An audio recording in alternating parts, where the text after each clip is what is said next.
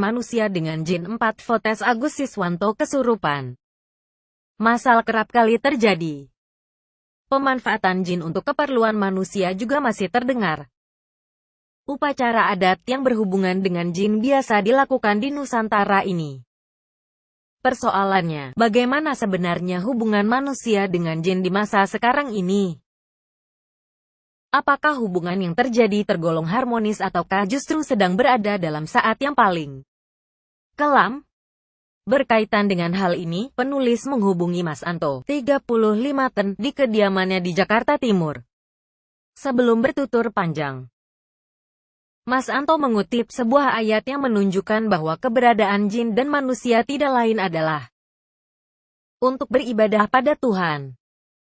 Bunyi firman Allah SWT tersebut terdapat dalam surat Az-Zariyat ayat 56.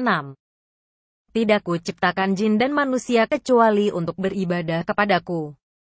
Ayat tersebut menunjukkan bahwa bangsa jin dan manusia wajib beribadah pada Tuhan. Ayat itu juga menyiratkan perlu adanya keharmonisan hubungan antara manusia dengan jin. Ini sudah merupakan sunatullah, katanya. Selanjutnya dia mengatakan, hubungan manusia dengan bangsa jin sendiri telah terjadi sejak zaman Nabi Adam alaihi salam. Sedangkan pada masa Nabi Sulaiman alaihi salam, bangsa jin berada dalam posisi di bawah kekuasaan beliau. Ketika itu, komunitas bangsa jin tunduk dan patuh dengan perintah manusia. Keharmonisan pun terjadi. Namun, setelah kematian Nabi Sulaiman bangsa jin seolah terbebas dari belenggu kekuasaan manusia. Selanjutnya terjadilah masa-masa di mana hubungan manusia dengan bangsa jin seolah mengalami pasang surut. Menurut Mas Anto, pada masa sekarang ini hubungan tersebut dapat dikatakan sangat kelam. Dia mengajukan beberapa alasan. Di antaranya adalah sebagai berikut. Perjanjian yang tidak tuntas. Ada orang-orang yang diberi kelebihan ilmu kegaiban dapat memerintah jin dengan sesuka hatinya. Misalkan, dukun, paranormal, balian, kriau, dukun dalam bahasa sampit, atau apapun namanya. Orang-orang yang memiliki ilmu waskita ini lalu memanfaatkan jin untuk keperluan dan kepentingannya, baik untuk keperluan pribadi atau keperluan orang lain. Sebut saja untuk kekebalan, pesugihan, santet, pengasihan, umumnya memanfaatkan jasa jin. Untuk dapat sampai ke tahap di mana jin mau memenuhi keinginan manusia tentu ada perjanjian atau persyaratan-persyaratan tertentu yang diminta jin dan harus dapat dipenuhi manusia. Inilah yang dikenal dengan istilah sesajian, tumbal, Namun demikian, perjanjian atau persyaratan yang diajukan jin tidak selamanya dapat dipenuhi manusia yang telah membuat perjanjian dengan jin tersebut. Misalkan, orang yang membuat perjanjian dengan jin tersebut keburu meninggal dunia. Sementara keinginan orang tersebut telah dipenuhi jin. Pada akhirnya, jin akan menuntut perjanjian yang telah disepakati itu kepada anak keturunannya, kepada orang lain atau pada generasi berikutnya. Perjanjian atau persyaratan yang tidak dapat diteruskan ini kemudian menimbulkan masalah pada orang yang tidak tahu menahu dengan perjanjian tersebut, ujar Mas Anto menjelaskan. Selanjutnya dikatakan, perjanjian yang tidak tuntas ini menimbulkan kemarahan jin.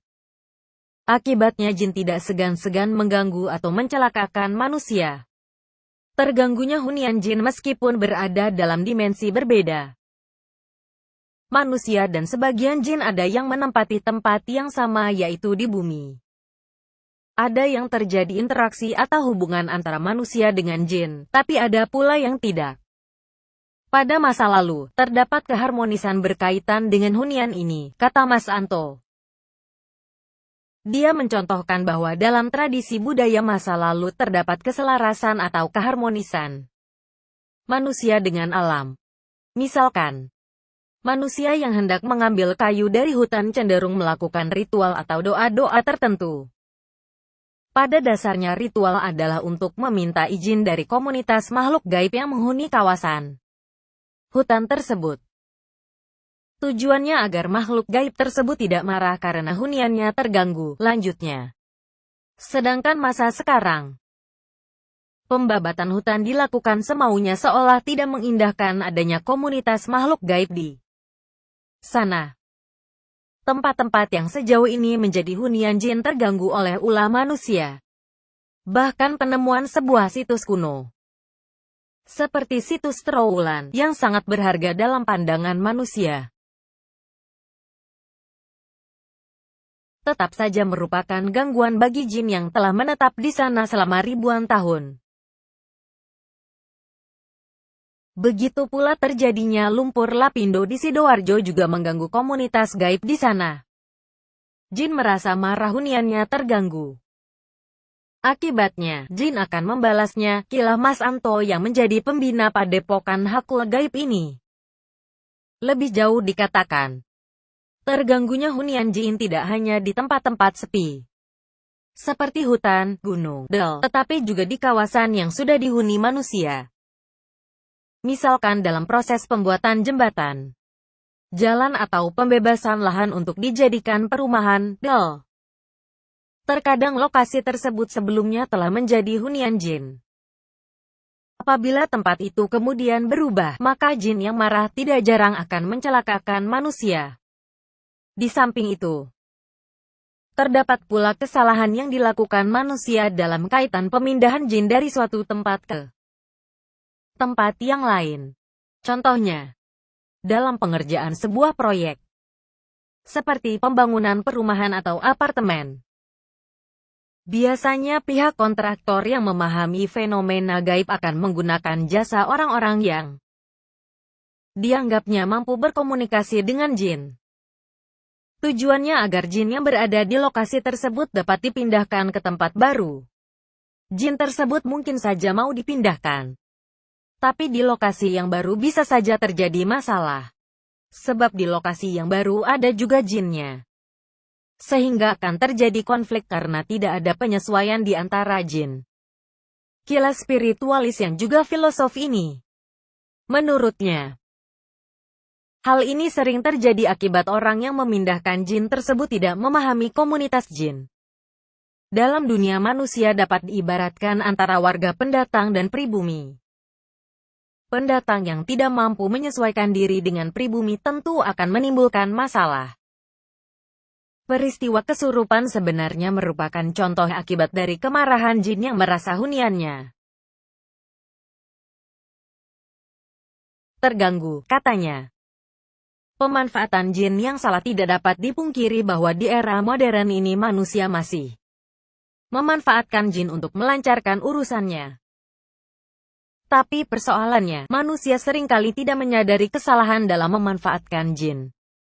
Menurut Mas Anto, kesalahan ini dapat berakibat fatal bahkan membahayakan. Sebagai contoh, seseorang yang menggunakan jin agar tokonya laris, sementara toko lain yang berdekatan juga memanfaatkan jin dengan tujuan sama. Hal ini tentunya menimbulkan konflik atau persinggungan di antara jin-jin. Sasaran kemarahan jin, ya manusia. Bentuknya bisa kesurupan atau kebakaran, kata Mas Anto. Maksudnya, manusia akan dibuat ceroboh sehingga melakukan kesalahan yang mengakibatkan kebakaran. Contoh lain misalkan dalam pembangunan perumahan atau apartemen. Para developer cenderung menggunakan paranormal atau dukun yang dapat memanfaatkan jin dengan tujuan agar perumahan atau apartemen yang dijual tersebut laris dan banyak dihuni orang. Tapi seringkali dukun tersebut lupa bahwa hal itu tidak menjamin orang yang menempati rumah atau apartemen tersebut merasa nyaman dan betah. Sehingga terjadilah gangguan terhadap penghuni rumah atau apartemen itu. Selanjutnya dia mengatakan bahwa ada paranormal atau dukun yang dianggapnya pintar dalam menggunakan jasa jin, tetapi sesungguhnya tidak sanggup. Dengan kata lain, paranormal itu memiliki keterbatasan dalam memanfaatkan jin, tetapi merasa dirinya mampu dan hebat. Paranormal tersebut bisa saja memiliki satu atau dua jin, tetapi bukan jin yang dapat melakukan semua keinginan pemiliknya. Akibatnya banyak orang yang tertipu dengan ulah semacam ini.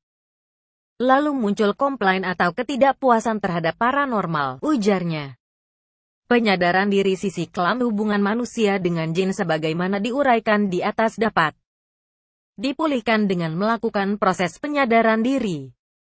Seperti ayat di atas, manusia dan jin memiliki kedudukan yang sama di mata Tuhan. Keduanya diciptakan untuk beribadah kepadanya, kata Mas Anto.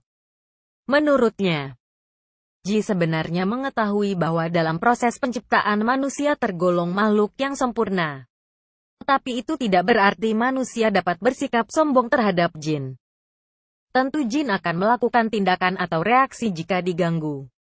Dikatakan pula, pemanfaatan jin untuk kepentingan manusia sebenarnya sah-sah saja. Asalkan mengetahui benar aturan mainnya. Meski yang terjadi sekarang adalah eksploitasi terhadap jin. Seperti praktek perdukunan yang dibalut dengan kebohongan. Jadi bukan jinnya yang berbohong ketika tidak berhasil memenuhi keinginan pemiliknya, paranormal. Atau dukun, melainkan paranormalnya yang telah berbohong kepada pasiennya. Paranormal tersebut mengetahui kemampuan jin yang dimiliki.